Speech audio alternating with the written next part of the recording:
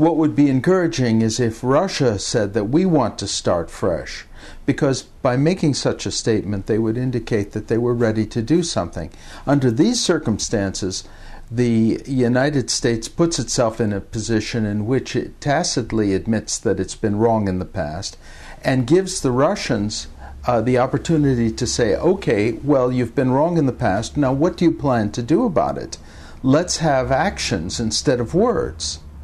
Ultimately, of course, the Obama administration, like any American administration, won't be in a position to back up words with action, because to do so would be to really undermine the national interests of the United States.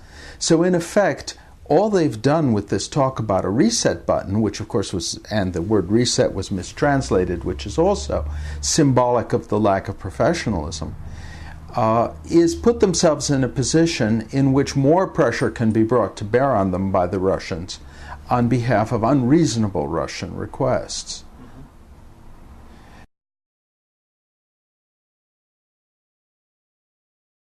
Now, what really is going on in the world? We have a situation in which the geopolitical interests of the United States and Russia are nearly the same.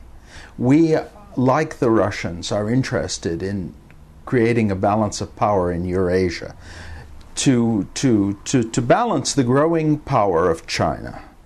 We, like the Russians, have no interest in seeing weapons of mass destruction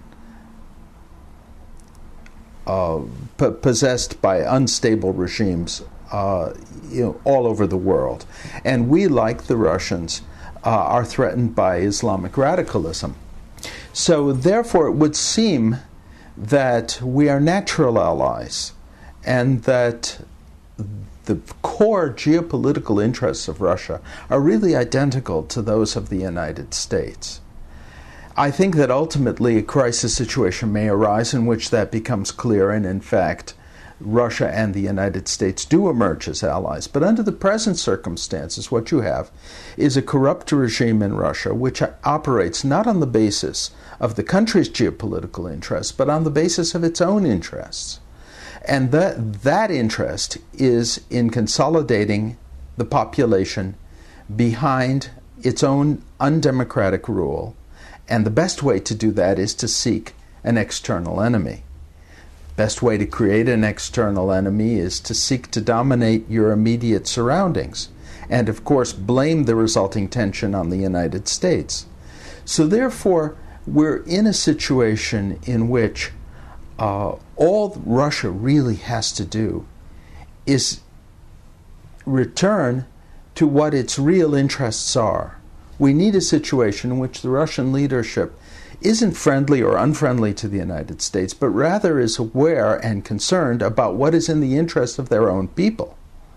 As long as they are not, as long as they put the interests of the small group that not only runs the country, but as it has been pointed out, also owns it, ahead of the interests of the country, they will inevitably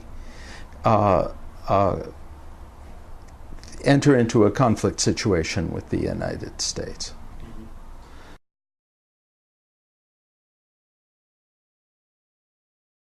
Is realism back? First of all, the word realism should be put in inverted commas, because there's nothing realistic about making a deal with a person who won't keep it. Was Kissinger realistic during the period of détente, when he urged all kinds of agreements which proved to be meaningless and in effect provided cover for a massive expansion of the Soviet strategic arsenal to the detriment of the United States? Was that realism? What we have, many of these people who call themselves realists are in fact people who have commercial ties with the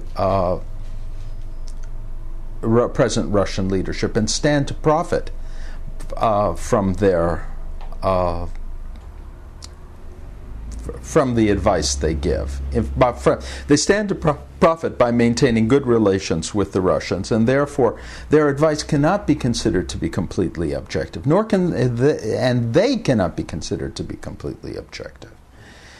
The the whole use of the term realist to describe those who advocate the Russian agenda in this country is in fact a misuse of language. I would prefer to call them apologists or other less complimentary terms, because in fact there's nothing realistic about what they're proposing. The complete absence of moral principles in international affairs is not realistic, and a deal in which you trade away the rights of others is immoral.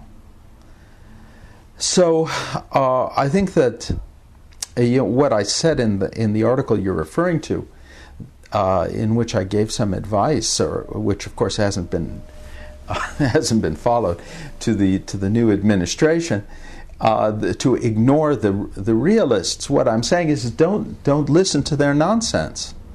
That their advice is either insincere.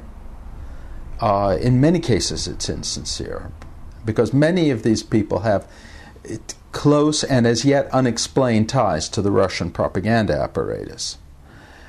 And if it is sincere, it's the product of such lack of understanding of Russian realities that it's that the only thing one could do is recommend that the persons offering this advice gain a little bit of experience of the country that whose interests they're unwittingly or wittingly defending. Speaking of the absence